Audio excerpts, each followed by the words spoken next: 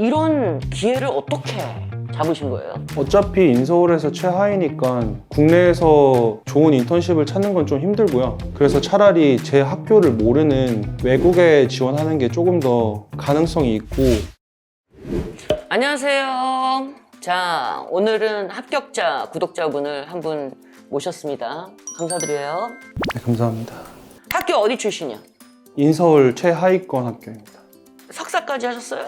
아니요, 학사만 하고 학점은요? 4.0 만점에 3.5 정도. 논문 있었어요? 없었어요?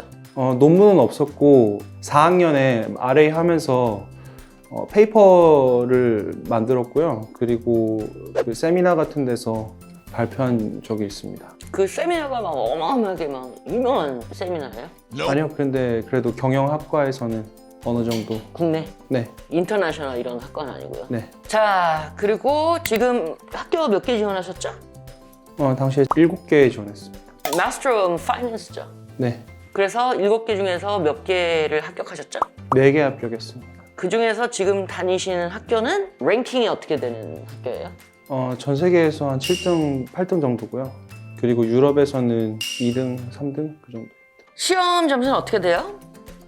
당시에 CFA 레벨 1을 패스해서 GMAT이나 GRE는 없고요.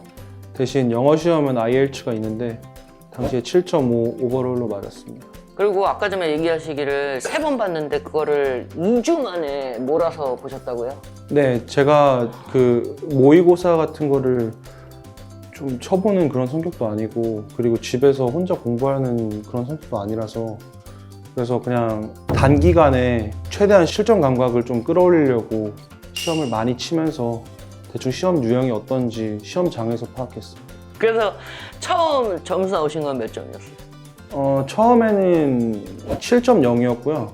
7.0을 2번 맞고, 그리고 마지막에 7.5를 받았어요. 그럼 원래부터 영어 좀 하시나 보다. 네. 예전에 인턴십을 영어로 했었어가지고.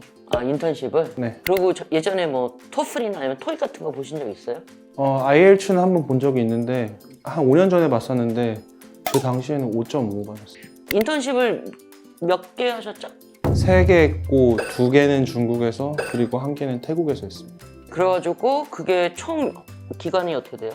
총 하면 한 1년 정도 됩니다. 그러면 인턴십 하는 회사 중에서 좀 이렇게 막 브랜드네임 있고 그런 회사는 몇 개요? 2개고 중국에서 한 회계법인 하나, 그리고 태국에서 한 회계법인 하나 있습니다. 어떻게? 그러니까 지금 아까 전에 얘기했던 것 같이 뭐 인서울에서 최하위권이다 라고 얘기를 하셨는데, 아니 이런 기회를 어떻게 잡으신 거예요? 어차피 인서울에서 최하위니까 국내에서 좋은 인턴십을 찾는 건 좀 힘들고요. 그래서 차라리 제 학교를 모르는 외국에 지원하는 게 조금 더 가능성이 있고, 그리고 외국 같은 경우는 이제 그 나라 현지 학생들을 뽑기 때문에 외국인이 지원할 때는 회사의 파트너나 아니면 디렉터 같은 높은 사람들한테 직접 연락을 하거나 뭐 전화를 하거나 아니면은 이메일을 보내거나 하는 식으로 콜드콜이나 콜드 이메일 통해서 연락하고, 그렇게 해서 기회를 찾을 수 있어요. 되게 신선한 발상이에요. 되게 긍정적인 사고기도 하고, 그냥 우리가 소위 말하는, 그러니까 이거에서 기회를 본 해외 쪽으로 눈을 돌린, 이거를 실제 어떻게 하셨어요? 콜드컬 해가지고 그냥 들이댄 거예요.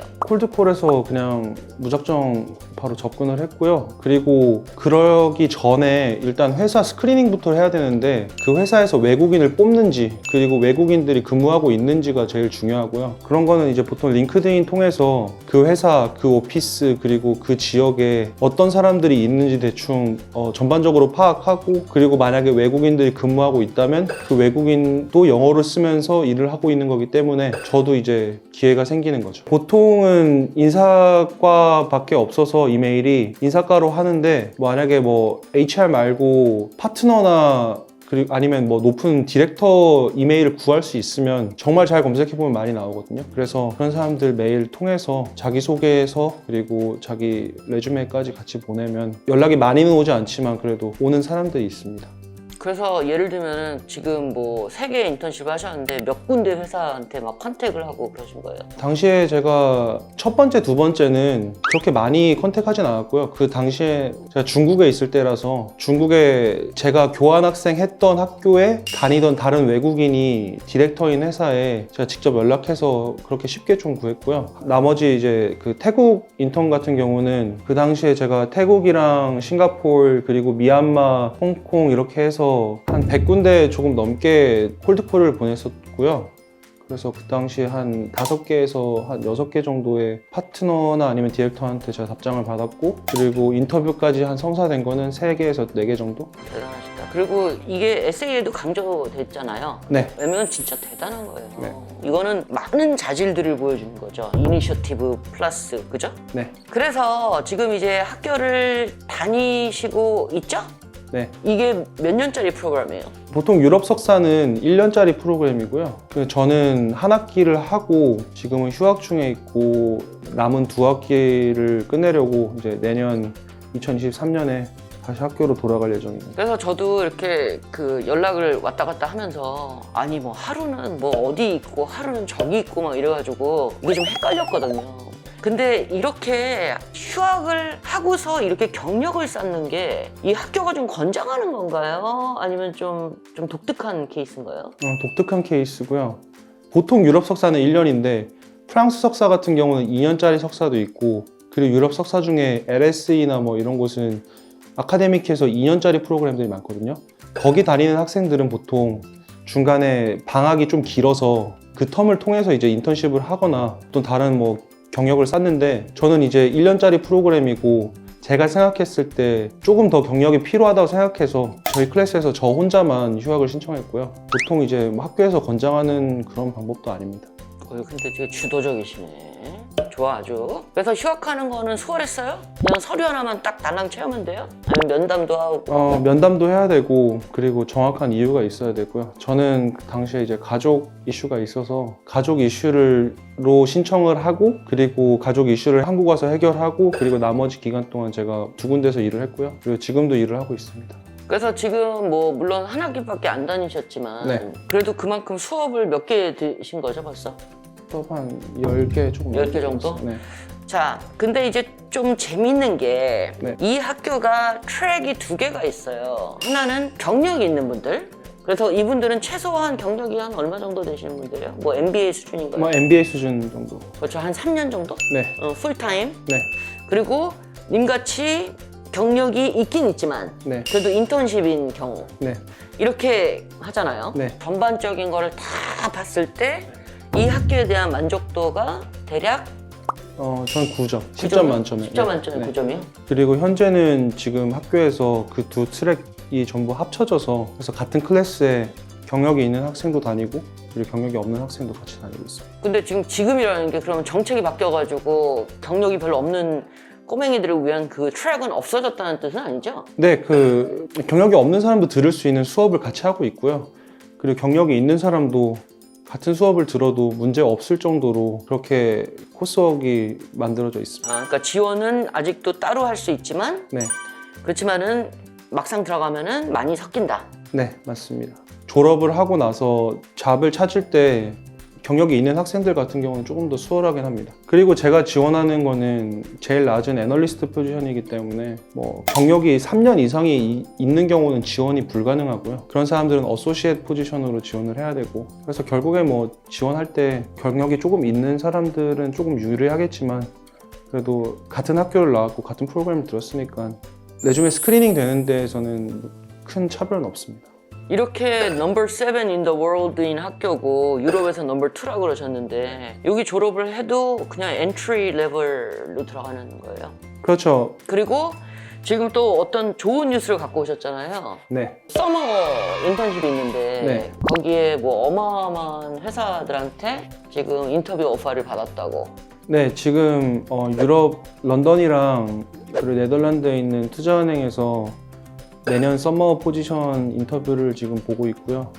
그리고 계속 지원하고 있습니다. 님이 생각하시기에는 그래도 이 석사 과정을 하기 때문에 이런 많은 기회들이 주어진다고 생각하시는 거예요? 네, 실제로 캠퍼스에 그런 투자은행에서 오기도 하는데 그 투자은행에서 얘기하는 거는 결국에 유럽 탑스쿨, 탑 비즈니스 스쿨이 아니면은 일단 레주메를 스크리닝 하는 데에서 떨어지고요. 그래서 결국에는 그 유럽에 있는 탑 비즈니스 스쿨만 지원할 수 있는 그런 포지션들입니다. 그리고 지금 그 같은 그 수업을 듣고 있는 친구들, 그 경력이 없는 상태에서 들어온 꼬맹이들이요. 그들 진로 캐리어는 어느 쪽이었어요? 백그라운드가 아주 다양한가요? 아니면 다들 비즈니스를 공부하고 파이낸스를 공부하는 사람들인가요? 보통 한 70에서 80% 정도가 비즈니스를 공부했고요. 근데 이제 한 20% 정도가 뭐 아예 상관없는 과 예를 들어 그런 데서 뭐 법학과도 있고 법학과는 조금 상관 있지만 그냥 아예 순수 그냥 인문학 이런 공부를 한 학생들도 있고요. 근데 그런 학생들이 MBA처럼 MIF 그 파이낸스 통해서 커리어 전환을 하려고 오는 경우도 있습니다. 그래서 뭐 선수 과목이 별로 없나 봐요. 여기도 MBA 같이. 네, 선수 과목은 없고요. 뭐 GMAT, GRE 정도. 근데 이제 학교에 따라서 다를 수 있어요, 여러분들. 이거 유의하셔야 돼요. 그래서 왜 MIF, 왜 파이낸스를 준비하게 되셨는지. 제일 처음 말씀드렸던 것처럼 제가 인서울 최하위 학교에서 제가 학사를 공부했고요. 그래서 제가 투자은행이라는 걸 사실 준비할 때 어느 정도 벽이 있었고 컨설팅처럼 결국에는 학교를 보는데 회사에서도 가장 효율적으로 투자은행에 들어갈 수 있는 방법은 학교라고 생각을 해서 그 당시에 제가 학교를 찾았고 그리고 학교를 지원을 했습니다. 그리고 이거는 뭐 석사 과정이니까 교수 컨택을 하진 않았죠? 네, 교수 컨택은 별로 없고요. 보통 어드미션 팀에 컨택을 하거나 아니면은 유럽 학교 같은 경우는 한국에 오피스가 있는 경우도 있고 아니면 한국에 자주 오는 코디네이터가 있어서 그 나라 전담을 하고 있는 경우도 있습니다. 그 나라에 코디네이터가 있는 경우는 바로 직접 연락이 오고요. 학교가 네. 그쪽한테 네. 연락 가서. 근데 보통 뭐 만나던 말든 그거는 뭐 본인 지원자 자유지만 저 같은 경우는 보통 만나는 거를 좀 추천드리고 그리고 만나면은 그 코디네이터가 개인적으로 이제 그 지원자 평가를 해서 학교에 그 점수 같은 걸 보내기도 하고요. 아니면은 장학금 같은 경우는 그 사람이 권한이 있어서 그 나라에 배정되는 장학금을 그 사람한테 미리 줄 수도 있고요. 저희 에세이 좀 얘기 좀 하죠. 뭐냐면은 그 흑수저시죠? 네. 매우 흑수저시죠? 네. 그래서 이거를 퍼스널 에세이에다가 썼어요? 안 썼어요? 썼습니다. 그래서 인터뷰 하실 때 이거에 대해서 뭐 좀 칭찬, 뭐 잘 썼다, 흥미롭다 이런 얘기를 들었나요? 네, 한 두 군데 정도에서 그렇게 말을 했고 그리고 제가 지금 다니고 있는 학교는 제가 인터뷰했던 모든 사람들이 다 에세이에 대해서 칭찬을 했고요. 그래서 지금 이거 진짜 솔직히 말해서 흑수저 분들은 왜냐면 MIF가 솔직히 말해서 일종의 프로페셔널 스쿨이잖아요. MBA 같이. 그래가지고 이거 뭐 풀 펀딩 받으신 것도 아니고. 네. 아니 그래서 지금 어떻게 뭐 돈이 얼마 들고 지금 생활비가 얼마 들고 어떻게 이거를 좀 하시고 있는지 이걸 좀 궁금할 것 같거든요. 결국에는 그 비즈니스 스쿨이니까 뭐 못해도 3천만 원 정도 입학할 때 들고요. 그 외에 뭐 생활비는 뭐 따로 드는 거고. 근데 보통 많은 학교들이 장학금을 잘 안 주지만 그래도 에세이가 괜찮으면은 외국인들도 장학금을 받을 수 있고. 그래서 받으셨어요? 네, 저 같은 경우는 40% 받았고 그러면 40%면 그럼 얼마죠? 40% 정도면 한 2천만 원 정도. 2천만 원 네. 정도? 그리고 또 학자금 대출도 있다고요? 네, 그 국내에서는 보통 학자금 대출이 안 나오고요. 근데 인도 업체에서 유럽의 유명한 비즈니스 스쿨이면은 그 학교랑 제휴를 해서 그 사람들한테 한 조금 높은 금리로 장기간으로 학자금을 대출해 주는 곳이 있습니다. 생활비까지 같이 대출됩니다. 네트워킹 같은 것도 기회가 많나요? 뭐 이렇게 파티 그런 것도 많고. 네, 계속 캠퍼스에 리크루팅이 오고요. 그리고 교수 같은 경우도 다 전직 그 투자은행에서 일하던 그런 사람들이라서 그런 사람들 통해서 추천서 받아서 런던에 가는 경우도 있고요. 그래서 이제 한 10년 후에 어떤 모습일 것 같아요? 저는 뭐 지금 제가 준비하는 거 잘 되고 지금 보는 인터뷰가 잘 돼서 런던에서 뱅킹에서 일하게 되면은 3년, 4년 정도 하다가 MBA를 할 생각이 있고요. 그리고 나서 뭐 나중에 뭐 한국으로 돌아오든지 아니면 아시아에 있든지 그거는 차차 생각해 봐야 될 것 같고 우선은 지금 인터뷰 보고 있는 게 너무 바빠서 그거에 집중을 해야 될 것 같아요. 잠깐만, 왜 MBA는 왜 갑자기 치고 들어오시는 거죠? MBA는 왜 계획에 들어가셨죠? 결국 유럽 석사가 1년짜리라서 저희 알룸나이도 보면은 보통 이걸 하고 몇 년 정도 하다가 애널리스트부터 시작하니까 어소시에이트 될 때쯤에 한 2년, 3년 차쯤에 맞아. MBA를 통해서 미국으로 가는 경우도 있고요. 그리고 하나만 더 마지막으로 여쭤볼게요. 네. 캠퍼스로 리크루팅을 많이 온다고 그랬는데 네. 꼬맹이들이 이럴 때가 있어요. 나는 캐나다에서 정책하고 싶기 때문에 캐나다 학교를 가고 싶다. 네. 이런 거. 근데 지금 스페인에 있는 학교에 전 세계 그러니까 멀티내셔널들이 와가지고 리크루팅하고 뭐 거기서 인터뷰 되면은 뭐 뉴욕도 가고 뭐 이러지 않나요? 네, 그렇죠. 근데 보통 뭐 미국이나 캐나다는 비자 문제가 있어서 그 학교를 나오는 게 제일 좋은데, 근데 유럽 같은 경우는 그쪽에 비해서 비자가 조금 더 수월하기 때문에 유럽에 있는 탑 비즈니스 스쿨이면은 런던에서 스폰서가 충분히 나오고요. 아니면 뭐 저희 학교에서 보면은 뭐 유럽에서 결국에 잡을 못 찾으면은 두바이나 이런데 비자가 나오기 수월한 곳에 가는 경우도 많고요. 근데 요거는 제가 좀 한마디 할게요. 뭐냐면은 그러니까 저도 이제 그런 옛날이긴 하지만 그런 멀티내셔널 다녔잖아요. 근데 실력만 있으면 이 비자 문제는 그들이 알아서 해줘. 그러니까 마지막으로 우리 항상 하는 거 하나 둘 셋 화이팅!